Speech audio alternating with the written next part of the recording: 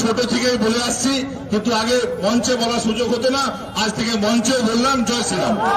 পরিবর্তন বাংলার হবে, সরকার আসবে, ক্ষমতা পরিবর্তনের সঙ্গে সঙ্গে সমাজ পরিবর্তন হবে, কিন্তু হাতে হাতে পরিবর্তন পাওয়া যাচ্ছে, পার্টি পরিবর্তন হয়ে যাচ্ছে।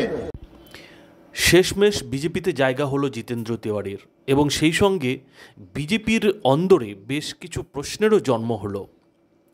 আমরা জানি যে এই জিতেন্দ্র তিওয়ারিকে নিয়ে মানে বিজেপিতে যোগ দেওয়ার ব্যাপার নিয়ে কম নাটক হয়নি। কিছুদিন আগে সুনীল মণ্ডলের বাড়িতে রাতের বৈঠক থেকে শুরু করে তারপরে বাবুল সুপ্রিয়র ফুঁসে ওঠা, অভিষেক বন্দ্যোপাধ্যায়ের সঙ্গে জিতেন্দ্র তিওয়ারির মিটিং, ববি হাকিমের সঙ্গে ঝগড়া, মধ্যস্থতা করতে অরূপ বিশ্বাসের মাঠে নামা, একের পর এক ঘটনা কিন্তু আমরা ঘটতে দেখেছিলাম কিছুদিন আগে। এবং সেই সময় জিতেন্দ্র তিওয়ারি কিন্তু শেষমেশ একটা কথা বলেছিলেন যে তিনি তৃণমূলেই থাকবেন, তৃণমূলেই আছেন, তিনি বিজেপিতে যাবেন না। কিন্তু জিতেন্দ্র তিওয়ারি যে ভেতরে ভেতরে বিজেপির সঙ্গে লাগাতার যোগাযোগ রেখে চলেছিলেন তার এদিন প্রমাণ পাওয়া গেল, এবং শেষ পর্যন্ত তিনি রাজ্য বিজেপির সভাপতি দিলীপ ঘোষের হাত থেকে বিজেপির ঝান্ডা নিজের হাতে নিলেন। এবং এদিন বিজেপির ঝান্ডা হাতে নেওয়ার পরেই জিতেন্দ্র তিওয়ারি যে কথাটা বলেছেন যে তিনি ছোটবেলা থেকেই জয় শ্রীরাম বলে আসছেন, এতদিন তিনি সেই জয় শ্রীরাম বলার সুযোগ মঞ্চে পেতেন না, এবার থেকে তিনি মন খুলে মঞ্চে জয় শ্রীরাম স্লোগান দেবেন। পাশাপাশি তিনি তার পুরনো দল তৃণমূলের বিরুদ্ধে যথারীতি অভিযোগ লাগিয়েছেন যে তৃণমূলের মধ্যে মনের কথা বলার কোনো অবকাশ ছিল না, মন খুলে কথা বলা যেত না, এবং সেই কারণে তিনি বিজেপিতে চলে এলেন যাতে মন খুলে কথা বলতে পারেন, মন খুলে কাজ করতে পারেন। এখন জিতেন্দ্র তিওয়ারির বিজেপিতে যোগ দেওয়ার ফলে যে প্রশ্নগুলো রাজ্য বিজেপির সামনে আগামী দিনে উঠে আসতে চলেছে তার মধ্যে প্রথম যেটা প্রশ্ন সেটা হচ্ছে যে এই যে রাজ্য বিজেপির মধ্যে যে জিতেন্দ্র তিওয়ারিকে নিয়ে ফাটল, রাজ্য বিজেপির মধ্যে জিতেন্দ্র তিওয়ারিকে নিয়ে যে মতান্তর, সেই মতান্তর কি আদৌ ধামাচাপা দেওয়া যাবে? সেটা ইলেকশন পর্যন্ত, হয়তো নির্বাচন পর্যন্ত সেই বিতর্ক হয়তো উস্কে উঠবে না, কিন্তু নির্বাচনের পরে রাজ্য বিজেপির মধ্যে এই জিতেন্দ্র তিওয়ারিকে নিয়ে কোনো গোষ্ঠীদ্বন্দ্বের তৈরি হবে না তো? এই ব্যাপারটা যে বিজেপির কেন্দ্রীয় নেতারা জানেন না তা কিন্তু নয়, এবং সেই জন্যই আজকে যেটা দেখা গেছে যে আজকে কিন্তু জিতেন্দ্র তিওয়ারিকে আসানসোল থেকে প্রায় 184 কিলোমিটার উজিয়ে বৈদ্যবাটিতে নিয়ে গিয়ে বিজেপিতে যোগ দেওয়ানো হয়েছে। স্বাভাবিকভাবেই অনেকের মনে যে প্রশ্নটা উঠতে শুরু করেছে যে কেন জিতেন্দ্র তিওয়ারিকে আসানসোল থেকে 184 কিলোমিটার দূরে বৈদ্যবাটিতে নিয়ে গিয়ে বিজেপিতে যোগ দেওয়ানো হলো। এর কারণ হিসেবে রাজনৈতিক বিশ্লেষকদের একাংশ যেটা বলছেন যে আসলে আসানসোল হচ্ছে বাবুল সুপ্রিয়র এলাকা, এবং বাবুল সুপ্রিয়র সঙ্গে জিতেন্দ্র তিওয়ারির সম্পর্ক যে আদায় কাজ করায় সেটা সকলেরই জানা। রাজনৈতিক বিশ্লেষকরা যেটা বলছেন যে কোথাও একটা বাবুল সুপ্রিয়কে বার্তা দেওয়ার চেষ্টা চলছে যে জিতেন্দ্র তিওয়ারিকে বিজেপিতে নেওয়া হলো ঠিকই, কিন্তু জিতেন্দ্র তিওয়ারিকে মোটেও বাবুল সুপ্রিয়র আশেপাশে ঘেঁষতে দেওয়া হবে না, আশেপাশে রাখা হবে না।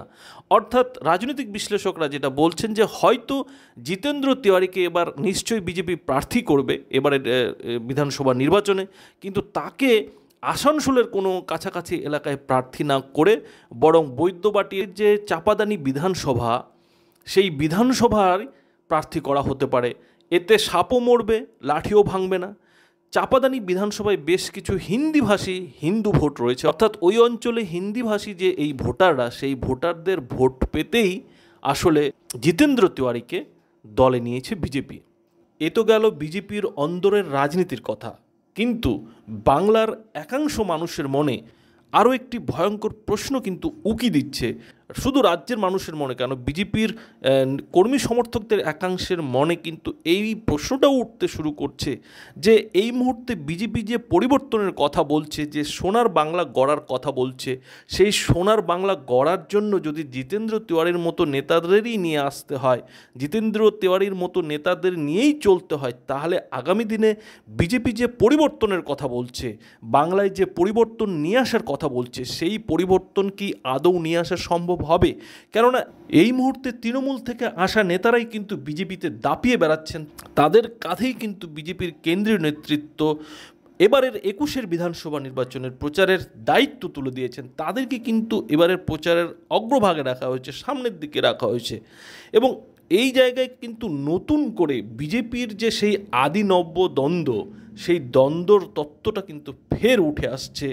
হয়তো অনেকে যেটা বলছেন যে সেই দ্বন্দ্ব ভোটের সময় অতটা বোঝা যাবে না, ভোটের পরও হয়তো ততটা বোঝা যাবে না, কিন্তু একটা সময়ে বাবুল সুপ্রিয়র সঙ্গে জিতেন্দ্র তিওয়ারির তো দেখা হবেই, এবং জিতেন্দ্র তিওয়ারির সঙ্গে বাবুল সুপ্রিয়র সেই যে টানাপোড়েন, অর্থাৎ এটা একটা রূপক অর্থে যে তৃণমূল থেকে আসা নেতাদের সঙ্গে রাজ্য বিজেপির যে আদি নেতারা তাদের যে টানাপোড়েন, সেই টানাপোড়েনটা তো এক সময় বেরোবে, এক সময় প্রকট হবে, প্রকাশ্যে আসবে। সেই সময়ে বিজেপির জন্য একটা বড় সমস্যা হয়ে দাঁড়াবে না তো? এই প্রশ্নটা কিন্তু উঠছে, এবং এই জায়গায় দাঁড়িয়ে কোথাও যেন একটা মানুষের মনে একটা আশঙ্কা তৈরি হচ্ছে যে আজ সিপিএম থেকে যেভাবে একের পর এক নেতারা এসে তৃণমূলকে সমৃদ্ধ করেছিলেন, আজকে কিন্তু ঠিক একইভাবে একই জিনিস কিন্তু দেখা যাচ্ছে যে তৃণমূল থেকে একের পর এক নেতা বিজেপিকে একটা বড় দল হিসেবে পরিণতি দিচ্ছেন। এবং রাজ্য বিজেপির সভাপতি দিলীপ ঘোষ হয়তো এটাকে বলছেন যে আমাদের ছোট পরিবার পছন্দ নয়, আমাদের বড় পরিবার পছন্দ। এখন কথা হচ্ছে, পরিবার যত বড় হবে তার মধ্যে কিন্তু সমস্যা তত বাড়বে, তার মধ্যে কিন্তু ফাটল তত বেশি প্রকট হবে, তার মধ্যে কিন্তু গোষ্ঠীদ্বন্দ্ব তৈরি হবে। আগামী দিনে বিজেপি এর জন্য তৈরি আছে তো, নাকি যেন তেন প্রকারেণ এবারের 21 বিধানসভা ভোটের যে বৈতরণী, সেই বৈতরণী একটা পার করে যাওয়ার, সে কোনোভাবে একটা ভোটে জিতে যাওয়ার লক্ষ্যকেই সামনে রেখে বিজেপি চলছে। জিতেন্দ্র তিওয়ারির মতো নেতারা যখন বিজেপিতে এসে যোগ দিচ্ছেন, তারপরে কিন্তু এই প্রশ্নটা উঠছে, এবং এই প্রশ্নটা শুধু রাজ্যবাসীর একাংশের মানুষের মনের মধ্যেই যে উঠছে তা নয়, বিজেপির একাংশ নেতার মনেও কিন্তু এই প্রশ্নটা উঠছে যে বাইরে থেকে আসা নেতাদের ভিড় ঠেকাতে এর আগে কিন্তু কৈলাস বিজয়বর্গীয় ঘোষণা করেছিলেন যে আর কোনো নেতাকে ইলেকশনের আগে, অর্থাৎ এবারের 21 বিধানসভা ভোটের আগে বিজেপিতে নেওয়া হবে না। কিন্তু বাস্তবে যেটা দেখা যাচ্ছে যে কৈলাস বিজয়বর্গীয়ের সেই ঘোষণার পরেও কিন্তু আমরা দেখতে পাচ্ছি যে তৃণমূল থেকে একের পর এক নেতা বিজেপিতে যোগ দিচ্ছেন, এবং এই জায়গায় দাঁড়িয়ে স্বাভাবিকভাবেই শুধু রাজ্যের একাংশ মানুষের মনের মধ্যে নয়, এমনকি বিজেপির বেশ কিছু কর্মী সমর্থকদের মনের মধ্যেও এই প্রশ্নটা উঠছে যে আগামী দিনে এই যে তৃণমূল থেকে আসা ভিড়, সেই ভিড়কে বিজেপির কেন্দ্রীয় নেতৃত্ব সামাল দিতে পারবে তো, নাকি শুধুমাত্র ভোট বৈতরণী পার করার লক্ষ্যেই 21 বিধানসভা ভোট যেন তেন প্রকারণে জিততেই এই জিতেন্দ্র তিওয়ারির মতো নেতাদের দলে নিয়ে আসা হচ্ছে, বিজেপিতে যোগ দেওয়ানো হচ্ছে? এই প্রশ্নটা কিন্তু উঠছে।